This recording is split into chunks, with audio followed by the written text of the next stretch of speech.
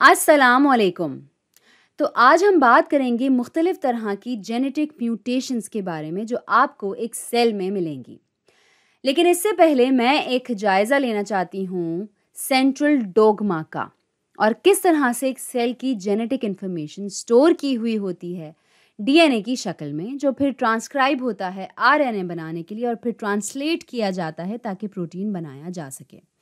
तो डीएनए से न्यूक्लियोटाइड्स को ट्रांसक्राइब किया जाता है इनकी कॉम्प्लीमेंट्री शक्लों में आरएनए में, जिनको फिर कोडॉन्स की तरह पढ़ा जाता है या 3 के ग्रुप्स में, ताकि इनको कोड किया जा सके किसी मखसूस अमाइनो एसिड्स के लिए एक बड़े प्रोटीन में।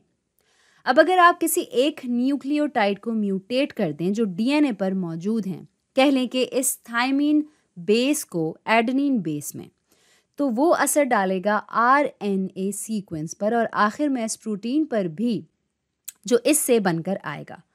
तो हम कहते हैं कि म्यूटेशंस जो हैं वो गलतियां हैं एक सेल के डीएनए में, जो आखिर में आपको गैर मामूली प्रोटीन प्रोडक्शन की तरफ ले जाता है। तो कौन कौन सी मुख्तलिफ इक़साम हैं म्यूटेशंस की? तो सबसे पहली म्यूटेशंस जिनके बारे में हम बात करेंगे वो हैं पॉइंट म्यूटेशंस। तो यहाँ मैं लिख देती हूँ एक बेतरतीब सीक्वेंस डीएनए का। एक दोहराता हुआ पैटर्न है सीटीसी का, जो कि कोड करेगा आरएनए स्ट्रैंड्स में जीएजी के एक दोहराते सीक्वेंस को, और आखिर में एक protein sequence 3 glutamate amino acids का। तो पॉइंट म्यूटेशन तब होती है जब हमारे डीएनए बेसिस में से एक को तब्दील कर दिया जाता है किसी दूसरे से। तो इस मिसाल में एक थायमीन बेस को तब्दील किया जा रहा है एक एडेनिन बेस से, जो ले चलता है आपको एक आरएनए न्यूक्लियोटाइड की तब्दीली की तरफ और आखिर में एक अमाइनो एसिड की तब्दीली की तरफ भी। अब एक तरह की म्यूटेशन होती है फ्रेम शिफ्ट म्यूटेशन, और ये थोड़ा मुख्तलिफ तरीके से काम करती है। तो सबसे पहले तो मैं वही डीएनए, आरएनए और प्रोटीन सीक्वेंसेस लिखती हूँ जो पहले थे हमारे पास, लेकिन बजाय इसके कि एक बेस से दूसरी बेस को बदला जाए, मैं सीक्वेंस में और शामिल कर दूँगी चीज़ें, और यहाँ पे मैंने डाला है एक इजाफी साइटोसिन बेस जो कि मैंने नीले रंग में लिखा है। अब बुनियादी तौर पर यह तब्दीली ले चलेगी आपको एक इजाफी गुआनिन बेस की तरफ आरएनए सीक्वेंस में। लेकिन जो दिलचस्प बात है यहाँ वो ये कि ये म्यूटेशन तब्दील कर देगा रीडिंग फ्रेम आरएनए की। याद रखें कि आरएनए को पढ़ा जाता है 3 के ग्रुप्स में या कोडॉन्स में जब इसको ट्रांसलेट किया जाता है प्रोटीन बनाने के लिए। लेकिन अब जबकि हम एक इजाफी जी यहाँ डाल चुके हैं, सारे कोडॉन्स को इस इजाफी जी के बाद आ रहे हैं, वो थोड़ा मुख्तलिफ दिखेंगे। अब बजाय इसके कि आपके पास हों 3 जीएजी कोडॉन्स, हम दूसरे वाले को जीजीए कोडॉन्स की तरह लेंगे। इसका मतलब ये हुआ कि हमारे 2 अमाइनो एसिड्स आखिरी प्रोटीन में वो भी बदल जाएंगे और इस मिसाल में वो तब्दील होंगे ग्लूटामेट से ग्लाइसिन में। तो आप देख सकते हैं कि फ्रेम शिफ्ट म्यूटेशंस का अमूमन ज़्यादा अहम असर होता है फाइनल प्रोटीन पर बनिस्बत पॉइंट म्यूटेशंस के। अब ये ध्यान में रखना ज़रूरी है कि इन दोनों म्यूटेशंस को क्लासिफाई किया जाता है और इनका नाम रखा जाता है इस बात की बुनियाद पर कि वो डीएनए के स्ट्रक्चर पर किस तरह से असर डालते हैं, बजाय इसके कि आखिर में प्रोटीन किस तरह का आता है। अब जो अगली तरह की म्यूटेशंस हैं वो हैं नॉन सेंस म्यूटेशंस और मिस सेंस म्यूटेशंस। कह लें कि हमारे पास है एक डीएनए सीक्वेंस जो आमतौर पर जनरेट करता है आरएनए और कोड करता है एक साइटोसिन अमाइनो एसिड के लिए। अब एक नॉन सेंस म्यूटेशन कोई भी ऐसी जेनेटिक म्यूटेशन है जिसके नतीजे में आपका आरएनए सीक्वेंस तब्दील हो जाता है स्टॉप कोडॉन में। हमने स्टॉप कोडॉन के बारे में नॉन कोडिंग आरएनए वाली वीडियो में पढ़ा था और इन्हें देखा भी था। अब मिस सेंस म्यूटेशंस इससे थोड़ा मुख्तलिफ हैं।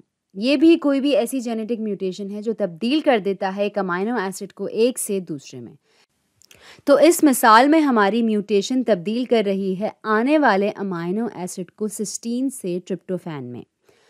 अब आप देख सकते हैं कि नॉन सेंस म्यूटेशंस शायद बहुत ज़्यादा असर डालते हैं नतीजे में मिलने वाले प्रोटीन्स पर बनिस्बत मिस सेंस म्यूटेशंस के, और वो इसलिए क्योंकि जो नया स्टॉप कोडॉन हम बना रहे हैं वो काट सकता है एक बहुत बड़ा हिस्सा प्रोटीन का, बजाय एक अमाइनो एसिड को दूसरे में तब्दील करने के।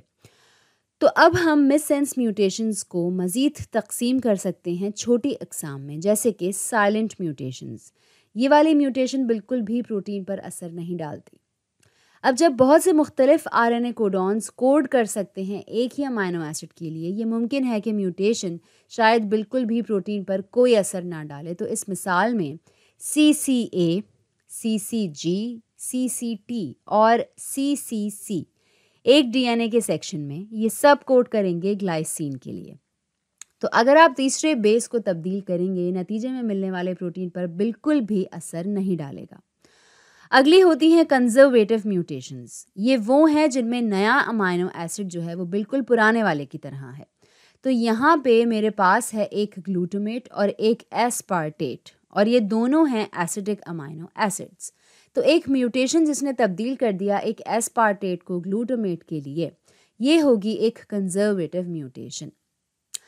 आखिर में है हमारे पास नॉन कंजर्वेटिव म्यूटेशन। इसमें नया अमाइनो एसिड बिल्कुल मुख्तलिफ होता है पुराने वाले से। तो यहाँ है हमारे पास एक सीरीन अमाइनो एसिड जो कि होता है एक छोटा पोलर अमाइनो एसिड, और ये तब्दील हो रहा है फिनाइल